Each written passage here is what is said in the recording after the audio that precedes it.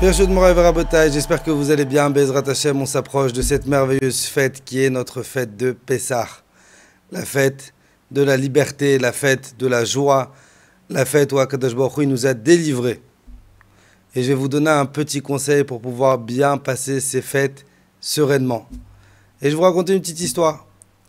Il y a des années, il y avait un grand tzaddik. Il avait l'habitude de faire extrêmement attention à ses matzot.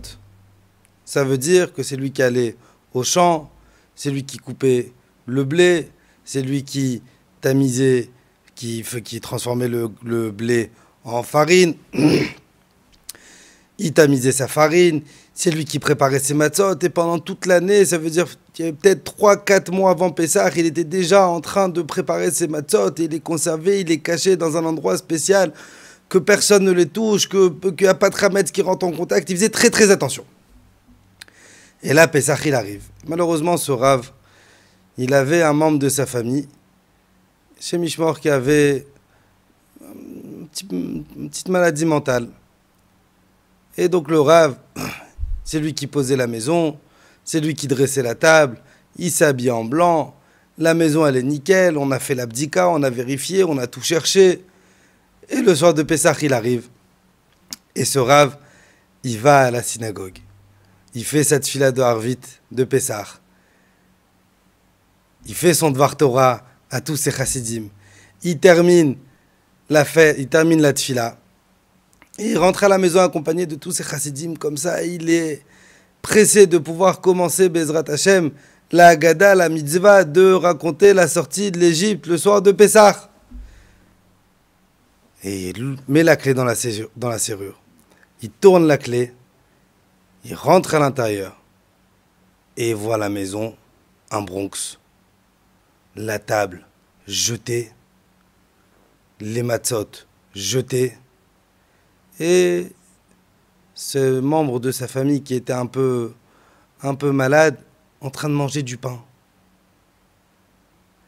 Et les chassidim, ils sont là, ils sont en train de regarder, et ils se disent comment il va réagir notre Rav. Et le Rav avec un sourire jusqu'aux oreilles.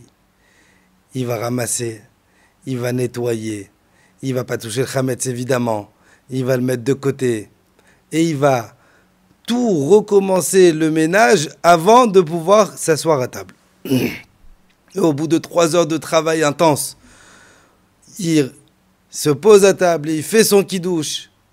Et les chassidim autour, ils disent Rav, mais comment tu peux réagir comme ça? Et il leur a donné une réponse magnifique.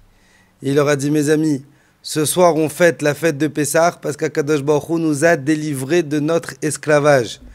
Si moi, je suis toujours esclave de ma colère, si moi, je suis toujours esclave de mon Yetzer Hara, en quoi je peux remercier Hachem de m'avoir libéré? En quoi je peux dire merci à Akadosh Baruch Hu?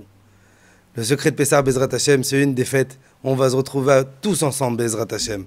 Il va y avoir les oncles, les tantes, les pères, les mères, les grands-mères, les grandes sœurs, les grands frères, les petits-enfants, les nièces, il va y avoir tout le monde.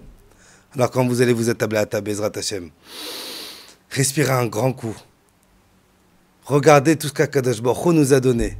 Soyez calmes, soyez patients, parce que le secret de la fête de Pessah, justement, c'est de remercier Hachem de nous avoir libérés de notre esclavage.